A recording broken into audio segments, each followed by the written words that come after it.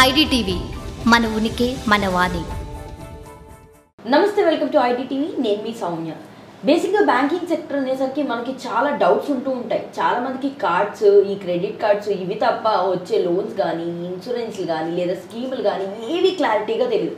Mainly మనం face చేసేది ఒక ఫార్మర్ సెక్టర్లో కానీ లేదా మిగతా సెక్టర్స్ ఏవైతే ఇంపార్టెంట్ ఉంటాయో అవన్నీ క్లియర్ ఇన్ఫర్మేషన్ చాలా మంది దగ్గర ఉండక ఉన్న స్కీమ్స్ని సరిగ్గా ఉపయోగించుకోలేని వాళ్ళు కూడా ఉన్నారు.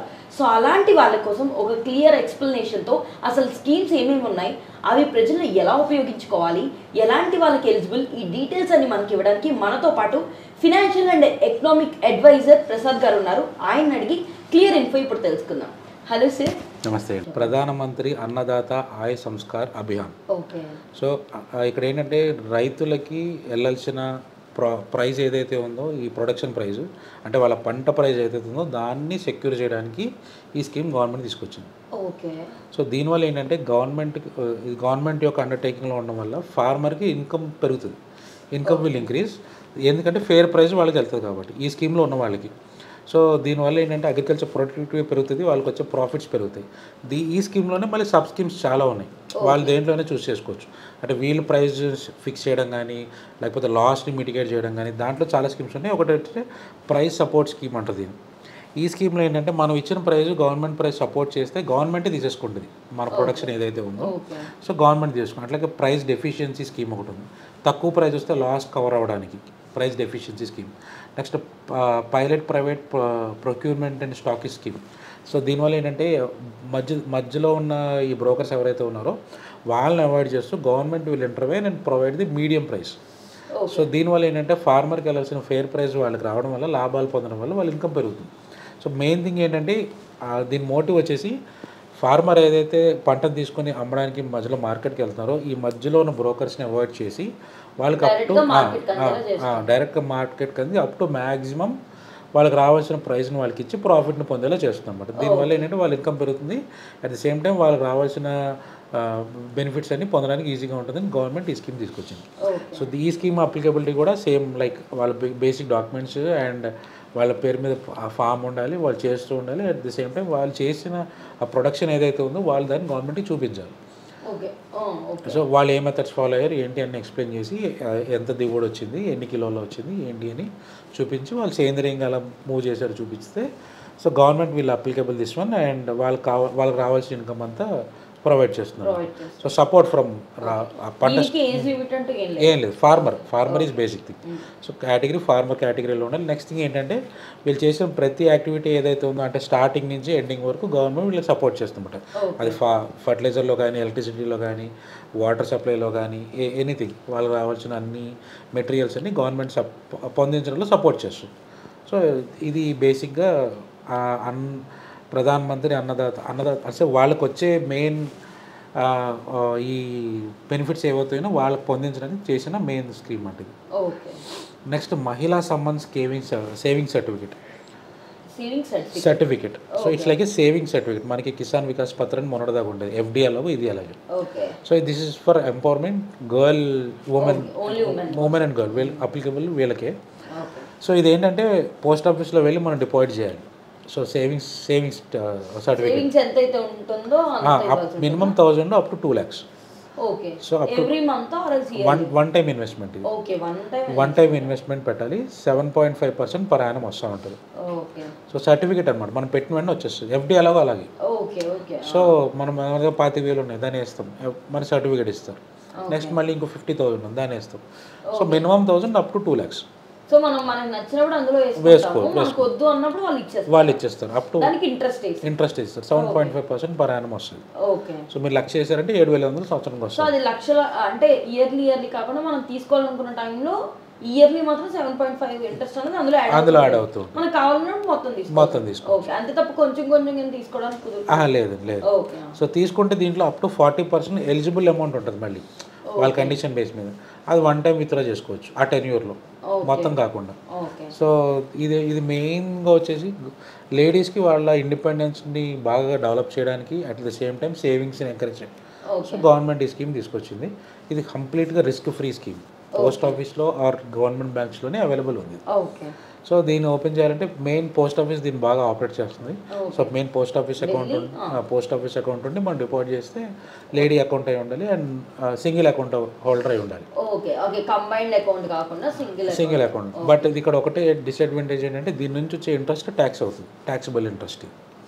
ఓకే, దాంట్లో ట్యాక్స్ కట్ చేసుకుంటారు. ట్యాక్సిబుల్ ఇంట్రెస్ట్ అదొక్కటే మెయిన్ చిన్న డిసడ్వాంటేజ్. ఓకే.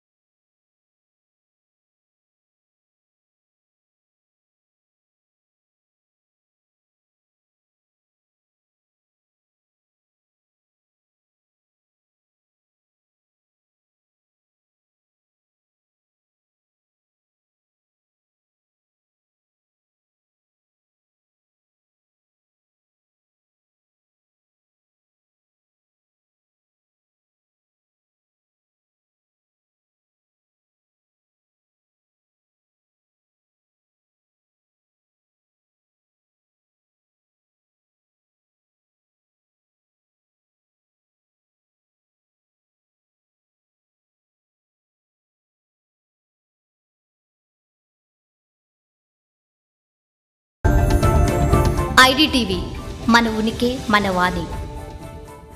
నమస్తే, వెల్కమ్ టు ఐడిటీవీ. నేను మీ సౌమ్య. బేసిక్గా బ్యాంకింగ్ సెక్టర్ అనేసరికి మనకి చాలా డౌట్స్ ఉంటూ ఉంటాయి. చాలా మందికి కార్డ్స్, ఈ క్రెడిట్ కార్డ్స్ ఇవి తప్ప వచ్చే లోన్స్ కానీ, ఇన్సూరెన్స్లు కానీ లేదా స్కీములు కానీ ఏవి క్లారిటీగా తెలియదు. మెయిన్లీ మనం ఫేస్ చేసేది ఒక ఫార్మర్ సెక్టర్లో కానీ లేదా మిగతా సెక్టర్స్ ఏవైతే ఇంపార్టెంట్ ఉంటాయో అవన్నీ క్లియర్ ఇన్ఫర్మేషన్ చాలా మంది దగ్గర ఉండక ఉన్న స్కీమ్స్ని సరిగ్గా ఉపయోగించుకోలేని వాళ్ళు కూడా ఉన్నారు.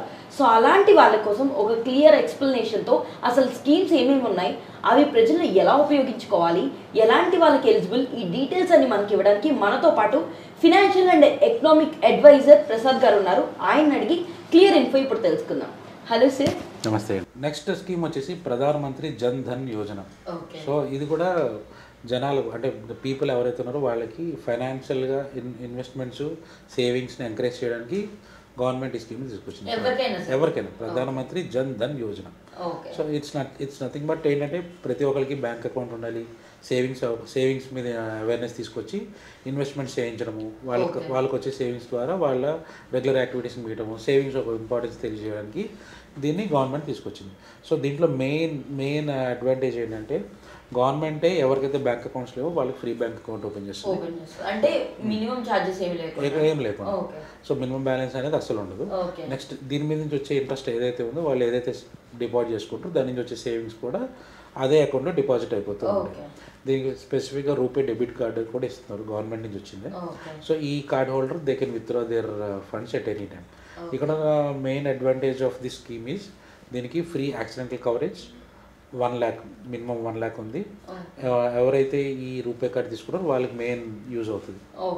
ఈ ఇంకొక బేసిక్ అడ్వాంటేజ్ ఏంటంటే ఈ స్కీమ్లో ఎవరైతే తీసుకుంటారో వీళ్ళకి డిఫరెంట్ స్కీమ్స్ ఆటో అప్లికబుల్ అవుతాయి.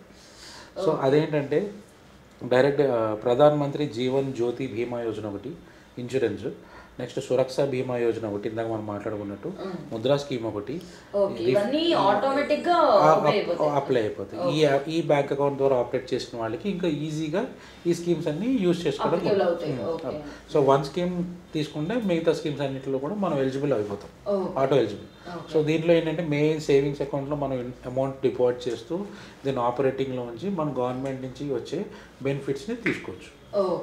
సో ఓన్లీ సేవింగ్స్కి ఉపయోగపడుతుంది. బట్ ఏంటంటే ఇక్కడ free insurance coverage, risk coverage రెండు ఉన్నాయి, హెల్త్ అండ్ యాక్సిడెంట్. ప్లస్ ఈ అడిషనల్ స్కీమ్స్ కూడా దీంట్లో కవర్ అవుతాయి. వాళ్ళు మన సెపరేట్ డాక్యుమెంటేషన్ అవి ఉండవు. మనకి ఏమైనా ఫ్యూచర్లో బిజినెస్ చేద్దాం అనుకున్నా, ఏదైనా లాంచ్ చేద్దాం అనుకున్నా ఇది మనకి బాగా యూజ్ అవుతుంది.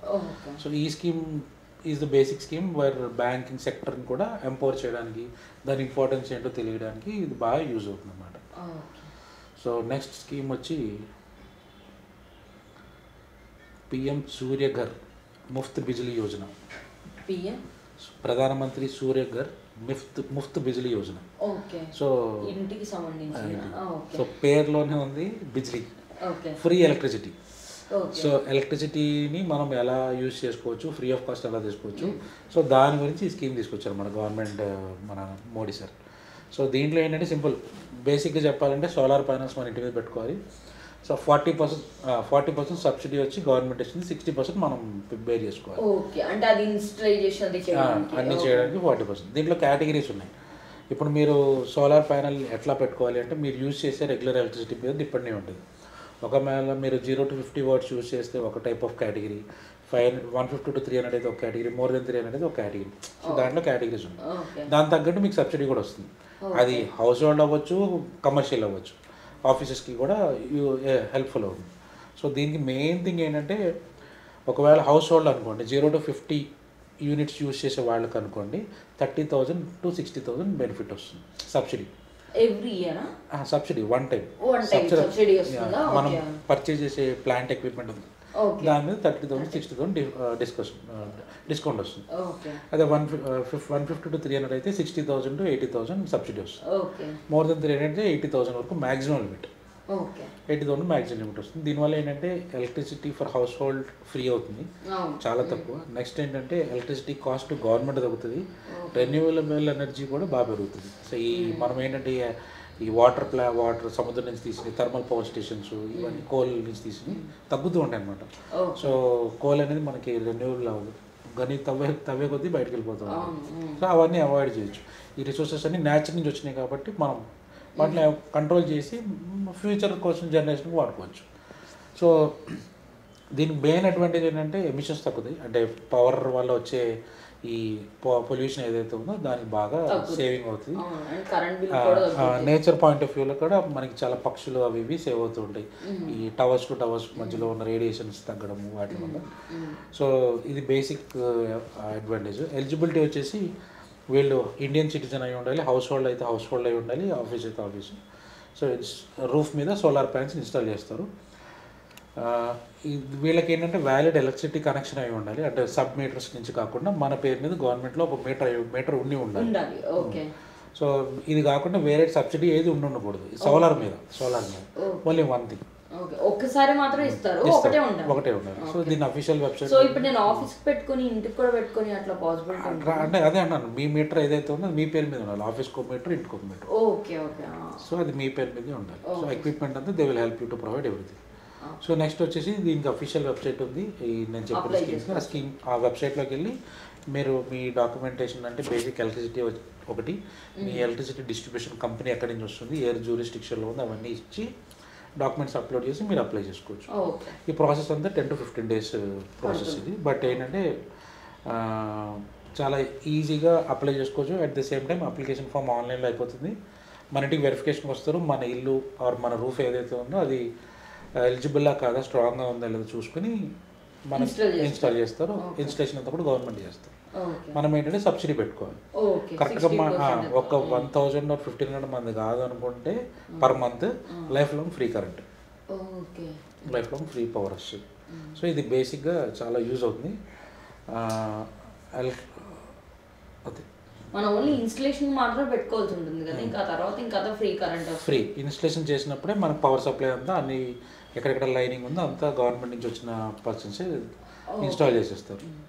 సో దీని నుంచి సింపుల్గా చెప్పాలంటే ఇది కనుక అప్లై చేసుకుంటే life long power free power. Next scheme వచ్చి పిఎం ఈ డ్రైవ్, ప్రధాన మంత్రి ఈ డ్రైవ్. ఈ drive is nothing but electricity drive. So ఇప్పుడు మనకు అన్ని వెహికల్స్ అన్ని ఎలక్ట్రానిక్ వెహికల్స్ వచ్చినాయి, కారు, బైక్స్, బ్యాటరీ మీద నడిచే వెహికల్స్ వచ్చేసి. సో ఇది ఏంటంటే to avoid the pollution and ఈ డ్రైవ్ అనే కాన్సెప్ట్ని గవర్నమెంట్ తీసుకొచ్చింది. సో దీంట్లో ఏంటంటే మేజర్గా తీసుకొచ్చినవి ఈ 2 wheelers, ఈ 3 wheelers, ఈ అంబులెన్సెస్, ఈ trucks, buses, any charging infra ఇవి యూజ్ చేయడానికి కూడా, అంటే ఈ వెహికల్స్ ఛార్జ్ చేసే ప్లాంట్ పెట్టింది కూడా ఈ డ్రైవ్లోకి వస్తుంది. మనం వీళ్ళకి సపోర్ట్ చేయాలనుకుంటే అది కూడా ఈ డ్రైవ్లోకి వస్తుంది. సో ఈ డ్రైవ్ నుంచి వచ్చిన ఈ వీళ్ళకి ఏంటంటే సబ్సిడీ వచ్చేసి ఒక వెహికల్ తీసుకోవాలంటే అప్పుడు 20 to 30% సబ్సిడీ వస్తుంది, ప్లస్ వౌచర్ వస్తుంది. సో ఈ వోచర్ తోటి మీరు నెక్స్ట్ టైం ఏదైనా ఎలక్ట్రిసిటీ వెహికల్ తీసుకోవాలంటే దానికి యూజ్ చేసుకోవచ్చు. అండ్ ఇది గవర్నమెంట్ ద్వారా కొంటే కనుక దీనికి at the same time insurance any time ఏదైనా బ్లాస్ట్ కానీ ఏదైనా ఈ డ్రైవ్ కాబట్టి ఏదైనా బై మిస్టేక్ ఏదైనా బ్లాస్ట్ కానీ మోటార్ కాలిపోవడం అట్లా ఉంటే దీనికి ఇన్సూరెన్స్ కూడా ఉంది. మన వెహికల్కి ఇన్సూరెన్స్ ఎలాగో సేమ్ అంత అప్లికబుల్ ఉంది. సో దీనికి వచ్చి ఒక ప్రైవేట్ అంటే ఐ మీన్ గవర్నమెంట్ ఆర్గనైజేషన్ వచ్చి మినిస్ట్రీ ఆఫ్ హెవీ ఇండస్ట్రీ వాళ్ళు దీన్ని ఆర్గనైజ్ చేస్తున్నారు త్రూ గవర్నమెంట్. వాళ్ళ అండర్టేకింగ్లో ఇది నడుస్తుంది అనమాట. సో దీనికి వచ్చి basic information Aadhaar, pan and మీరు ఎటువంటి వెహికల్ తీసుకోవాలనుకుంటున్నారు అది ఎగ్జిస్టింగ్ వెహికల్స్ ఏవైతే ఉన్నాయో అవి లిస్ట్ అవుట్ చేసి వాటి ఆర్సీ డాక్యుమెంట్స్ అన్ని సబ్మిట్ చేయాలి. అట్లా ఏవైతే ఉన్నాయో ఆ డీటెయిల్స్ అన్ని సబ్మిట్ చేసి ప్రొవైడ్ చేయాల్సి వస్తుంది. అదర్ థింగ్ ఏంటంటే మీరు కమర్షియల్ వాడుతారా పర్సనల్ వాడుతారా అవి కూడా ఇప్పుడు అంబులెన్స్ అవన్నీ అప్పుడు మనం ల్యాండ్ చూపించి ఇన్స్టలేషన్ అనేది చేయించుకొని ఆ ప్రాసెస్ అంతా యాజ్ యూజువల్. సో మనం వెళ్ళే కేటగిరీ బట్టి డిపెండ్ అయి ఉంటుంది. గవర్నమెంట్ సబ్సిడీ వస్తుంది. సో అది మెయిన్ కమర్షియల్ కూడా వాడుకోవచ్చు. దీనికి ఏవైతే ఎక్స్పెన్సెస్ ఉన్నాయో అవి కూడా గవర్నమెంట్ సబ్సిడీ వస్తుంది.